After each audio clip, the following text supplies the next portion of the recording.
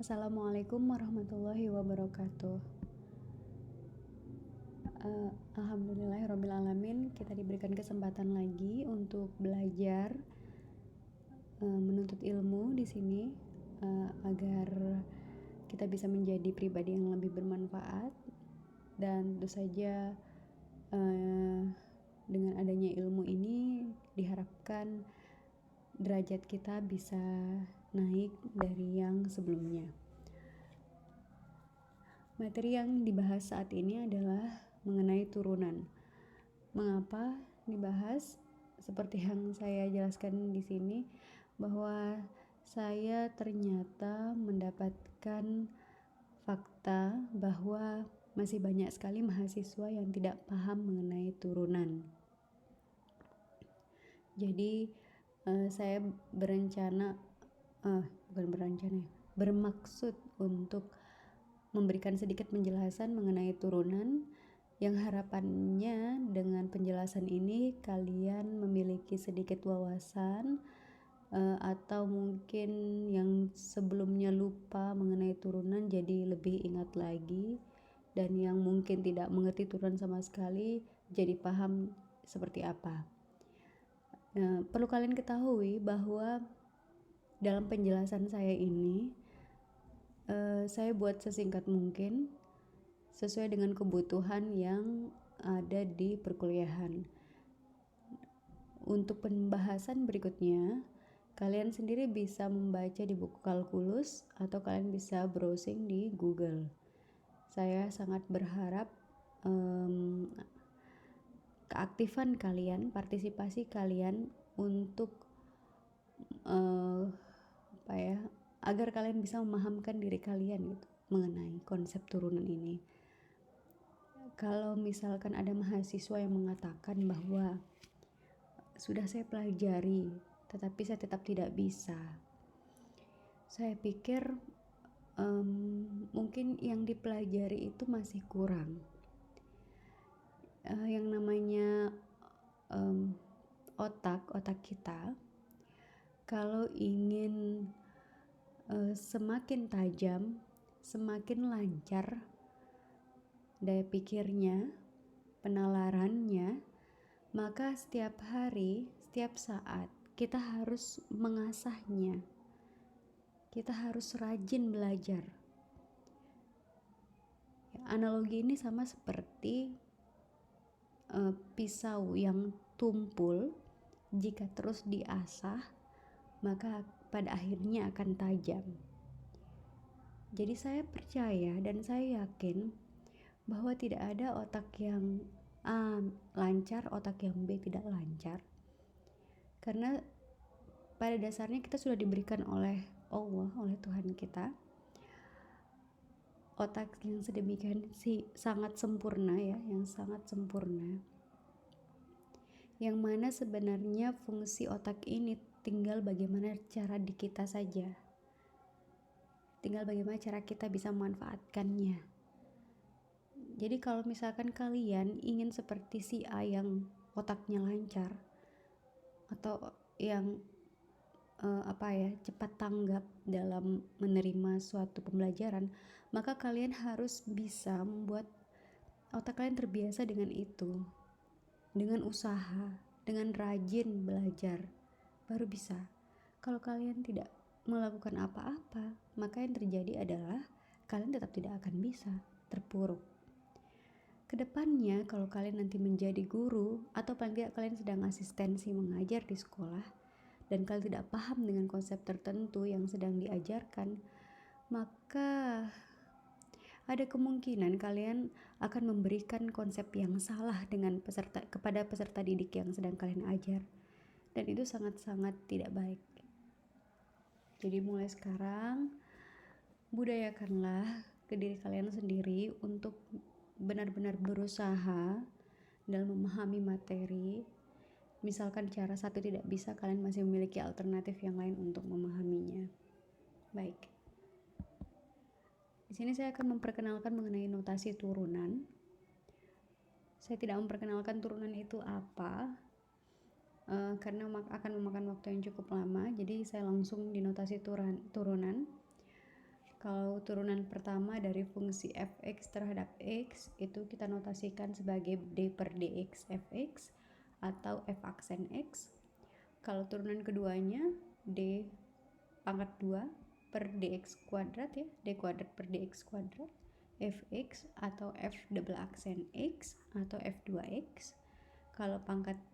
Kalau turunan ketiga nanti di sini menjadi d pangkat 3 per dx pangkat 3 fx atau f triple aksen triple aksen x atau f3x.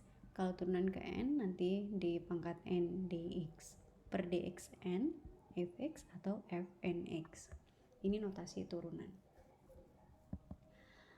Ya, saya langsung ke turunan fungsi e pangkat x. Turunan pertama, ingat ya, ini yang kita bahas turunan pertama. Dari fungsi fx sama dengan e pangkat x adalah f aksen x yang juga bisa ditulis sama dengan d per dx fx. Fx di sini kita substitusi dengan nilai fungsinya yaitu e pangkat x menjadi sama dengan d per dx e pangkat x. Yang mana hasil turunan dari fungsi e pangkat x sama dengan e pangkat x. Kemudian kalau fungsinya memiliki konstanta di samping pangkatnya atau di sini gx sama dengan e pangkat kx, turunannya akan menjadi g aksen x sama dengan d per dx gx sama dengan d per dx e pangkat k kali x. Di sini disubstitusi nilai gx menjadi e pangkat kx dan hasil turunannya adalah k dikali e pangkat kx. Jadi di pangkat ini kita turunkan dulu pangkatnya saja karena di sini ada koefisien dari x yaitu k, maka kalau diturunkan akan menjadi k dan dikalikan ke bentuk awal dari fungsinya yaitu e pangkat kx. Jadi memang seperti ini. Kita lanjut ke contoh. Misalkan saya punya fungsi hx yang sama dengan e pangkat 3x. E pangkat 3x. Di sini k-nya berganti sama dengan 3. Maka hasil turunan pertamanya terhadap x adalah sama dengan 3 dikali e pangkat 3x. Sesuai dengan rumus umum yang di sini. K kali e pangkat kx. Di sini k-nya sama dengan 3, maka di sini hasilnya 3 dikali e pangkat 3x. Ingat 3 ini muncul dari turunan 3x di pangkatnya e. Ya. Nah, kemudian kalau saya juga memiliki ix yang sama dengan e pangkat min 5x, maka turunan pertama dari i itu kita akan tulis min 5 e pangkat min 5x. Kenapa? Karena ingat yang ditulis di depan e pangkat min 5x adalah turunan dari pangkatnya ini. Min 5x kalau kita turunkan menjadi min 5. Koefisiennya di depan kita tuliskan min 5, kemudian kita kalikan dengan bentuk asli dari fungsinya yaitu e pangkat min 5x. Begini aturan untuk fungsi e pangkat. Baik. Turunan fungsi sin x. Ya, saya pikir kalian cukup familiar dengan bentuk ini ya, sin x. Kalau diturunkan satu kali, maka turunan dari sin x adalah cos x. Kalau di dalam variabelnya itu memiliki koefisien, kalau di dalam variabel sini ada koefisiennya, maka hasil dari turunan ini menjadi k kali cos kx. Nah, jangan sampai keliru ya. Terkadang mahasiswa menuliskan karena sudah k-nya di depan, Dipikir saat mengalihkan dengan cos itu k-nya jadi hilang. Itu keliru. Jadi posisinya tetap akan sama seperti ini, mau diturunkan sampai kapanpun di dalam kurung ini tetap akan seperti bentuk aslinya. Yang berubah hanyalah bagian koefisien dan ini cosnya. Nanti akan berganti selang-seling menjadi sin cos seperti itu. Dan ada tanda bilangannya, tanda negatif atau positif di depan. Memang begitu kalau fungsi sin ataupun cos. Jadi sekali lagi, kalau di sini koefisiennya itu 1, turunan dari sin x itu adalah cos x. Tapi kalau bentuknya sin kx, maka turunannya akan menjadi, pertama kita turunkan dulu bagian dalam kurung. Kx itu kan turunannya k. Kita tulis di sini sebagai hasil yang pertama. Kemudian kita turunkan sinnya. Sinnya itu kalau diturunkan kan cos. Cos kita tuliskan variabel di dalamnya yaitu kx. Contoh di sini sin 3x. Nah, di sini kan k-nya sama dengan 3. Kalau kita turunkan kita turunkan dulu yang dalam. 3x diturunkan jadi 3. Nanti kita tulis 3 seperti di sini. Kemudian sin 3x-nya itu kan menjadi cos 3x. Seperti itu. Kemudian kalau di sini bentuk fungsinya adalah sin min 5x, negatif koefisiennya, maka tetap saja ya kita turunkan dulu yang dalam. Min 5x menjadi min 5, kita tulis di sini. Kemudian sin min 5x kita turunkan, sinnya yang ini kita turunkan menjadi cos, kita tuliskan tetap yang ada di dalamnya, yaitu min 5x. Ini turunan pertama. Lalu bagaimana turunan kedua, Bu? Prosesnya tetap sama. Ingat di sini ada pengali 3. Pengali 3 ini kita simpan sebagai konstantanya. Nah, di sini kita kembali lagi, misalkan di sini ada cos 3x ya. Cos 3x, kalau cos itu min sin kan turunannya. Nanti kita tulis saja. Tetap kita tuliskan dulu yang hasil di dalamnya. Berarti ini 3, yang ini kita kali lagi dengan 3 karena hasil dari ini. Oke, kita tulis ya. Kalau untuk H double accent, sorry ya, ini ini agak jelek ininya. Ini H double accent X. Oke. H double accent X ini sama dengan, saya tulis dulu 3. Kenapa saya tulis 3? Karena ini ya, 3 yang ini saya harus amankan dulu. Jangan sampai ketinggalan. Karena juga kalian biasanya suka lupa kalau ada koefisien di depannya. Jadi kalau ada koefisien atau konstanta gitu diamankan dulu ya. Kemudian ini kita kali hasil turunan yang ada di sini 3.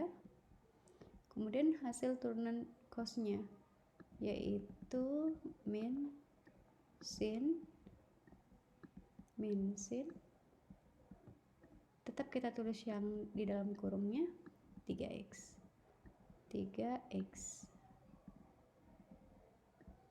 Ini begini, ini gini. Nah, ini kali semua ya.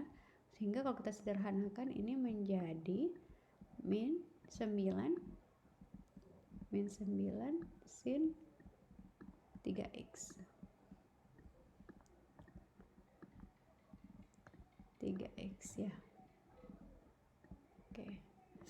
Lalu bagaimana kalau mau diturunkan lagi? Ya kalau diturunkan lagi, ulang lagi nanti. Kalau sin itu turunannya nanti cos, berarti 3x-nya ini diturunkan juga 3, berarti nanti di depan kita kalikan min 9 ini dengan 3, kemudian sin berganti menjadi cos, kita tuliskan lagi dalam kurungnya. Begitu seterusnya. Pola di dalam sin maupun cos tetap sama seperti itu. Sebenarnya di E pangkat X tadi juga tetap begitu polanya. Kalau ada konstanta atau koefisien, nanti dia akan mengalihkan di depannya, jadi mengalih di bagian depannya. Nah, ini turunan fungsi cos. Kalau cos itu diturunkan menjadi negatif. Di sini depannya ini tandanya negatif ya.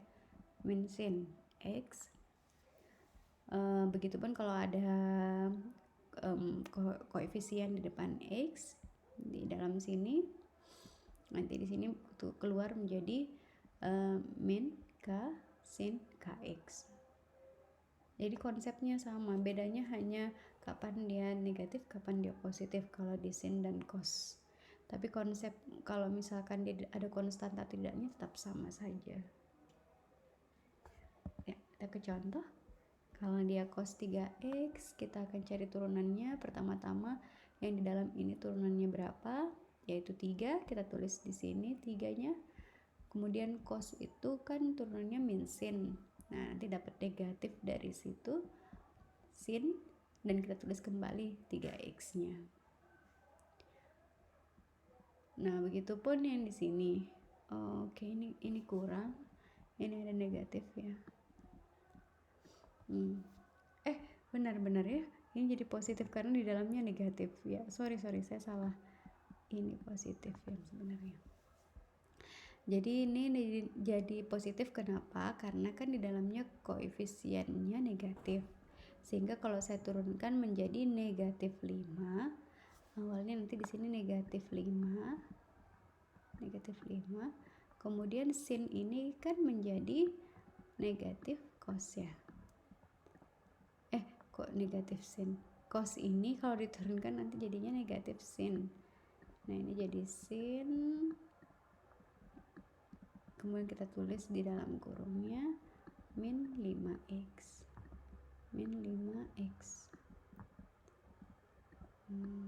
Oke. Nanti kalau kita kalikan yang ini dengan yang ini tidak bisa dikali ya, jangan sampai salah. Yang ada di dalam kurungnya sin ini bukan bilangan yang bebas kita kalikan dengan yang ada di luar. Ini sudah mutlak miliknya si sin yang tidak bisa diapa-apakan, hanya bisa dikali dengan yang ada di bagian dalam. Jadi tidak mungkin negatif ini bisa berpindah keluar di sini ya. Nah, ini kita kalikan jadi 5 ya, sin, maaf ya tulisannya jadi agak jelek, sin buka kurung min 5x ya, persis seperti jawaban yang ada di atas, persis seperti yang ini ya.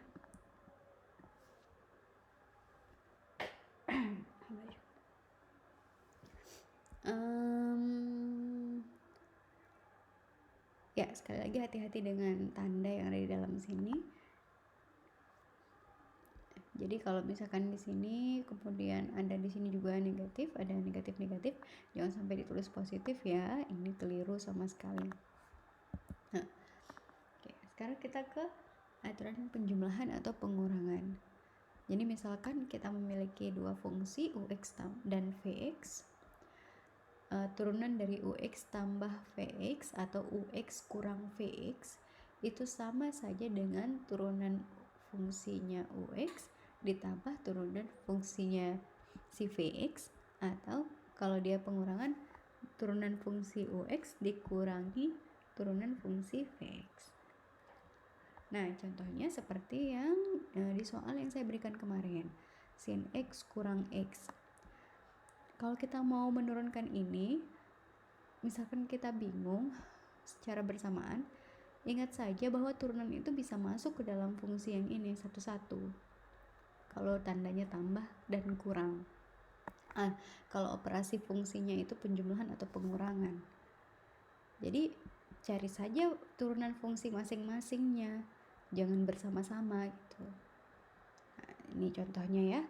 D per dx dari fx sama dengan d per dx sin x kurang x. Nanti yang diurus d per dx sin x dulu berapa, dan setelah itu d per dx x. Jadi kita tahu bahwa sin X itu kan turunannya cos X. Dan di sini X itu turunannya 1. Operasinya pengurangan.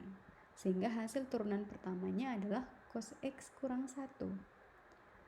Turunan berikutnya juga sama. Kalau mau diturunkan lagi hasil yang ini, artinya kalau kita mau mencari turunan kedua, maka nilai ini kan akan diturunkan menjadi min sin X. Sedangkan min 1 ini jenisnya konstanta, kalau diturunkan akan 0. Sehingga hasilnya hanya min sin X.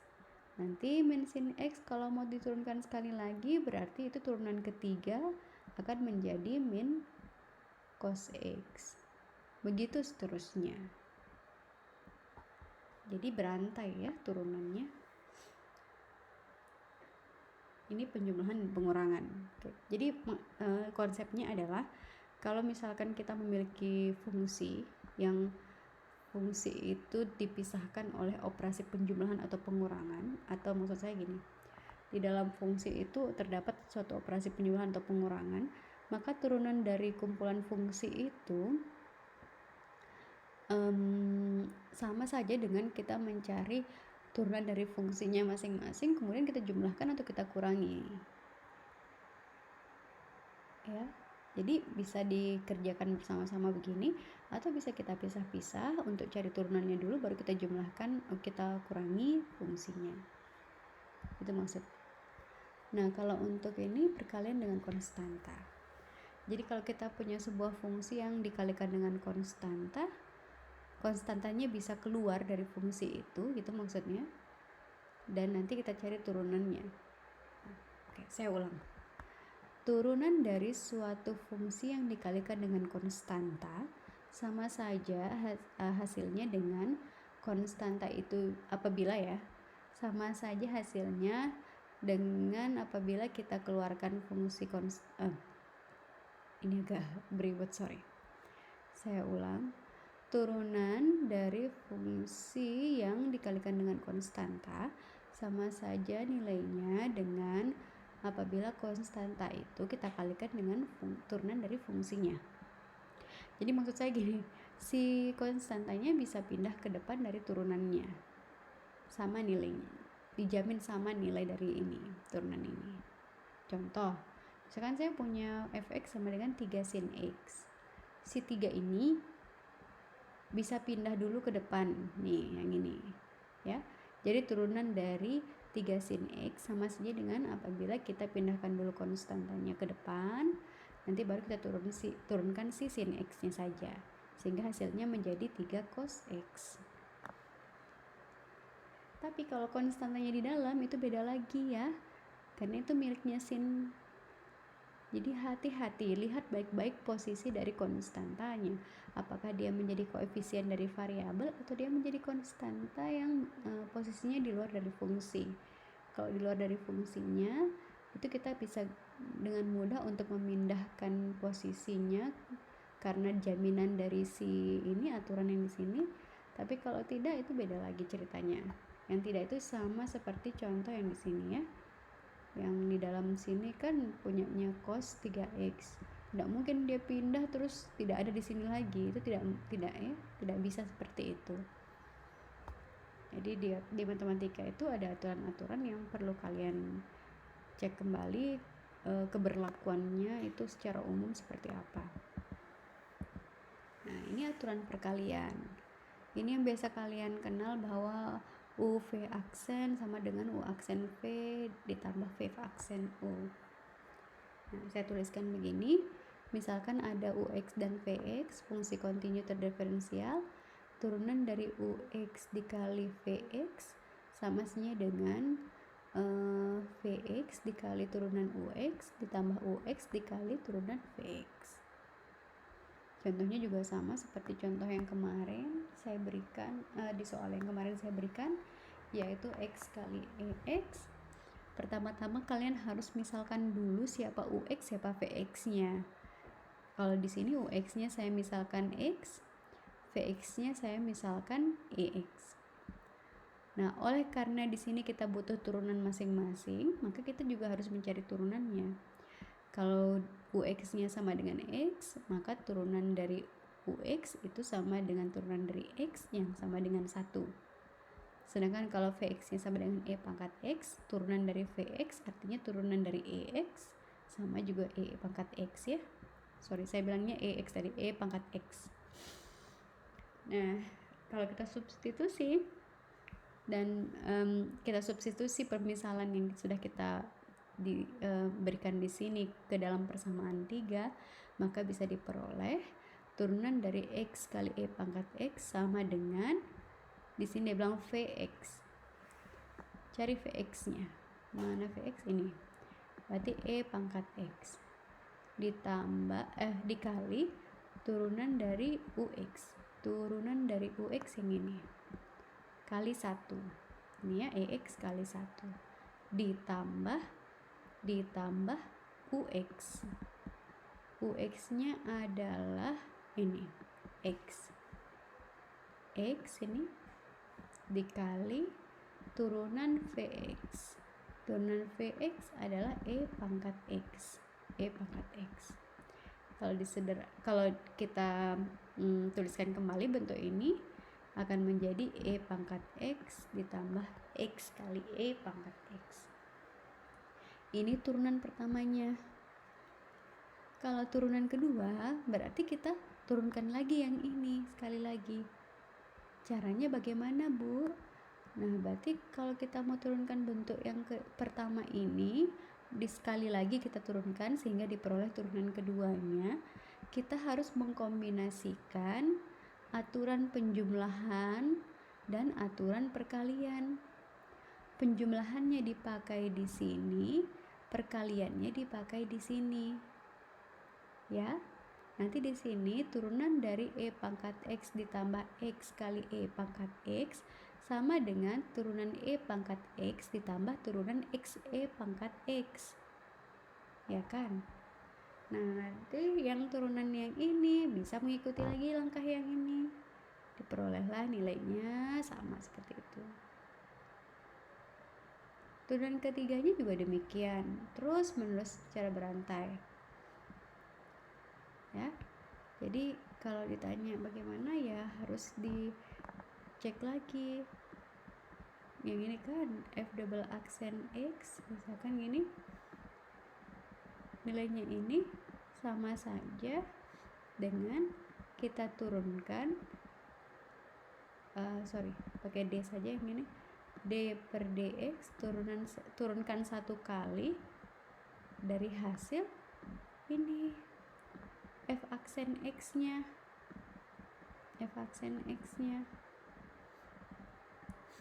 yang mana ini sama dengan D per dx dari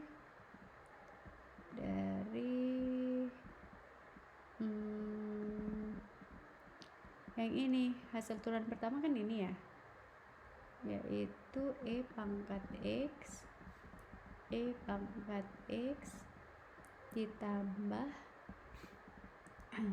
X E pangkat X. Nah gitu. Nah nanti ini tinggal diterapkan lagi yang tadi, yang penjumlahan itu kan bisa dipisah, jadi D per dx E pangkat X ditambah D per dx X E pangkat X.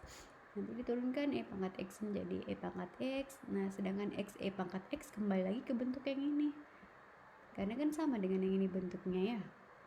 Turunannya menjadi E pangkat X ditambah X E pangkat X. Turunan ketiga gimana, Bu? Ya kembali lagi, ulang lagi, itu terus. Oke, sekarang aturan pembagian. Nah, UX Vx adalah continuator diferensial. UX per Vx, turunan dari UX per Vx sama dengan U aksen V min V aksen U per V kuadrat. Kan kalian biasanya bilang gitu ya.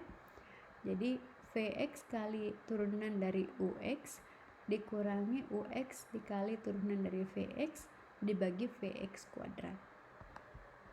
Ini rumusnya. Nah, misalkan saya punya EX per X, E pangkat X per X, ini fungsinya. Pertama-tama saya misalkan dulu siapa UX, siapa Vx. UX-nya berarti E pangkat X, UX nya E pangkat X. Wah, ini salah nih. UX nya E pangkat X, VX nya ya, ini ada kekeliruan sedikit, saya perbaiki sekalian. Jadi di sini ini nilai VX, kalau yang ini V-nya, yang ini U-nya ya, saya ketukar, ini U. Oke, ya, kita cek lagi. Nah, ini misalkan UX-nya yang ini E pangkat X sesuai dengan posisi, maka turunannya akan sama dengan E pangkat X. Kemudian VX-nya X, turunannya akan sama dengan 1. Saya substitusi nilainya, ya, ini saya substitusi. VX itu adalah 1. VX itu adalah X. Oke, ya, ini ternyata ada kesalahan juga. Jadi VX itu adalah X, bukan ini. X, kemudian D per DX UX itu adalah E pangkat X. Ini ini nilainya yang ini kan, yang ini. Kita perbaiki dulu sambilan. Kemudian yang ini ya sudah. Kemudian ini UX-nya, UX itu E pangkat X. Yang ini seharusnya ini. Kemudian D per DX VX turunan dari VX sama dengan 1. Ini harusnya 1 ya. Jadi sebenarnya sama saja nilainya, tapi posisinya harus disesuaikan dengan rumus dari ini, sehingga ini menjadi kebalik ya, biar urut ya. Pentingnya urut itu di sini agar tidak salah-salah. Oke, sorry ya. Kita lihat lagi. Nah, jadi karena di sini VX-nya itu sama dengan X, maka di sini saya substitusi VX-nya menjadi X. Turunan dari UX-nya adalah E pangkat X, disubstitusi juga. Kemudian berikutnya UX adalah E pangkat X ya. Dan ini pengalinya 1, yaitu turunan dari VX 1 dibagi X kuadrat. Ini salah di penjumlahan, makanya tadi saya copy paste dari jawaban yang sebelumnya, sehingga nilainya seperti ini. Nah, ini akibat copy paste ya teman-teman. Kalau kita copy paste, hasilnya akan seperti ini. Ada beberapa hal yang kita lupa untuk sesuaikan lagi, sehingga ketahuan jadinya kalau kita copy paste. Oke, ini aturan pembagian ya. Jadi turunan pertamanya adalah X E pangkat X dikurangi E pangkat X dibagi X kuadrat.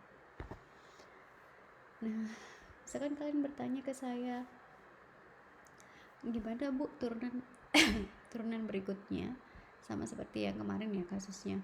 Kalau turunan kedua ya dipakai lagi cara yang sama yang tadi tuh loh, yang X. Kalau ini bentuk U-nya, ini bentuk V-nya, nanti ini dituliskan saja U per V. Bentuk U-nya sama dengan ini, nanti turunannya apa? Bentuk V-nya UX-nya sama dengan yang ini, yang baru ya, UX yang baru X pangkat X kali E pangkat X dikurangi E pangkat X, nanti turunan dari yang UX yang baru berapa. Kemudian VX yang baru kan X kuadrat, nanti turunan dari VX nya juga berapa. Nanti itu disubstitusi kembali ke bentuk yang ini, VX kali DX UX dikurangi UX kali D per DX VX per VX kuadrat. Tapi nilai yang baru, bukan nilai yang lama, karena kita ingin menurunkan yang ini, yang hasil turunan pertamanya kita turunkan 1 kali lagi, atau dengan kata lain kita mendapatkan turunan kedua nanti. Ya akan berantai-rantai terus. Atau kalau tidak mau lelah, mana ya? Karena di sini kan ada banyak ya, ada perkalian juga. Mungkin ini bisa disederhanakan, misalkan ini menjadi coba saya lihat dulu bentuknya. Ini bisa menjadi ini kan sisanya tinggal X ya. Ini sisanya tinggal X. Kalau disederhanakan nih, yang suku pertamanya jadi X per E pangkat X per X. Kemudian bentuk yang keduanya itu jadi yang ini, yang E pangkat X per X kuadrat. Nah, atau kalau mau begini bentuknya, ini yang turunan pertama ini pakai hasil yang tadi, nanti yang berikutnya ini kita coba misalkan yang baru lagi, UX nya sama dengan E pangkat X, nanti VX nya jadi X pangkat 2 gitu. Bisa juga begini. Nah, yang bentuk bisa disederhanakan ini seperti ini ya adik-adik, apabila memang ada pembaginya di sini, ada penyebutnya ya, baru bisa kita sederhanakan, karena ini bisa kita bagi dengan yang bawah, sisa tinggal X di bawahnya. Kalau yang ini tidak bisa kita sederhanakan lagi, jadi kita harus tulis Y pangkat X per X kuadrat, itu baru bisa. Kalau bentuknya begini, kita sekalian mengingatkan ya, soalnya ada anak-anak yang keliru. Misalkan saya punya fx, tidak enak kalau tidak ada ini ya. Jadi kalau misalkan saya memiliki fx yang sama dengan 2x min 2, ini tidak mungkin bisa disederhanakan menjadi x min 1. Ini tidak sama dengan x min 1, tidak bisa disederhanakan. Karena kalau kamu menyederhanakan ini dengan membaginya dengan 2, bagaimana hubungan ekivalen di sini? Bagaimana hubungan sama dengan antara ruas kiri dan ruas kanannya? Sedangkan ini tidak sama jatuhnya. Kan tidak ada pembagi 2. Kalau di dalam fungsi ini langsung diberikan ada pembagi 2, baru boleh kita lakukan penyederhanaan seperti ini. Tapi kalau tidak ada, ya jelas tidak bisa. Tidak bisa dilakukan bentuk penyederhanaan seperti ini, begitu maksud saya. Ya. Nah, yang bisa misalkan kalau ini kita sama-sama kalikan ruas kiri dan ruas kanannya dengan 1/2. Ini nih. Jadi ini kita kalikan sama dengan 1/2. Misalkan yang ini 1/2 X sama dengan ini juga sama, kita kalikan juga yang ini dengan 1/2. Jadi sama-sama ruas kiri dan ruas kanan itu diberikan perlakuan yang sama. Itu yang membuat ini bisa sama dengan. Kalau tidak diberikan perlakuan yang sama, tidak pernah sama dengan. Nah, nih baru ini bisa menjadi seperti ini. Ini bisa menjadi berapa tadi? X min 1 X min 1/2 ya. Tadi saya salah, berarti yang masih tahu kalian. Ini yang salah, sorry. Ini X min 2. Nah, ini baru bisa jadi X min 1. Tapi akibatnya ini nih, di sini pengalihnya juga harus ada. Baru bisa disederhanakan. Jadi yang kemarin menjawab seperti apa ya, yang 2E min 2, yang 2E minus 2, terus kalian sederhanakan jadi M minus 1, itu dapat dari mana? Sedangkan nggak ada penyebut 2-nya, tidak ada penyebut 2 sama sekali di sana. Itu salah besar, itu konsep yang salah, dan jangan disimpan konsep seperti itu ya. Tidak baik konsep itu. Oke, ya saya pikir itu saja. Karena kemarin banyak yang bingung, katanya bagaimana yang pembagian Bu, soalnya saya cuma nyontek dari Google, terus saya tidak tahu bagaimana sebenarnya, tidak paham gitu. Yang harus dilakukan adalah mencoba diuraikan caranya. Jangan hanya pasrah dari Google kemudian bilang tidak mengerti. Salah, ya harus berjuang. Kalau kita mau mengejar orang yang sudah bisa dengan kapasitas kita yang masih biasa-biasa saja, hal yang wajar kalau kita akan bekerja berkali-kali lipat dibandingkan dia. Nanti suatu ketika kita sudah merasa sudah mampu, kita tidak akan berkali-kali lipat lagi berusaha, karena kita bisa mengikuti ritmenya mereka tuh. Misalkan ada anak A itu pinter Bu, anak B itu setengah pinter, anak C itu seperempat pinter, terus anak D itu berapa ya, 1/8 pinter gitu misalkan ya. Usaha si A untuk memahami materi mungkin tidak akan sesulit usaha si B yang setengah dari si A kemampuannya, apalagi yang 1/4 kemampuannya tadi, apalagi yang 1/8. Dan memang begitu prosesnya, harus berkali-kali lipat kita berusaha untuk memahami materi agar kita bisa sesuai pemahamannya dengan teman kita yang lebih bisa. Jangan pasrah begitu saja bilang, dia kan lancar otaknya, sedangkan saya tumpul, mandek, macet gitu. Enggak, jangan begitu. Harus berusaha. Ya. Nah, ini yang untuk turunan kedua saya ingatkan ya, kalau turunan keduanya bisa langsung kerja menggunakan hasil di sini, memanfaatkan memanfaatkan aturan pengurangan dan juga aturan pembagian, dikombinasi ya, dicari nanti turunannya, baru diperoleh turunan kedua. Dari turunan kedua kalau mau mendapatkan turunan ketiga tinggal kita turunkan 1 kali lagi dan seterusnya. Ini bisa digunakan untuk latihan buat kalian agar lebih paham bagaimana aturan perkalian, pembagian, dan seterusnya. Untuk turunan ke-2, 3, 4, 5, dan seterusnya juga. Semoga ada manfaat dari penjelasan saya. Apabila ada kesalahan bisa minta tolong untuk dimaafkan. Apabila ada ketidakbaikan yang di sini jangan diambil. Kalau ada banyak kebaikan silahkan diambil. Saya hanya ingin kalian bisa lebih baik lagi dan memiliki semangat juang yang cukup tinggi untuk bisa belajar, untuk mau belajar ya. Sekali lagi terima kasih banyak atas perhatiannya. Sekian, wassalamualaikum warahmatullahi wabarakatuh.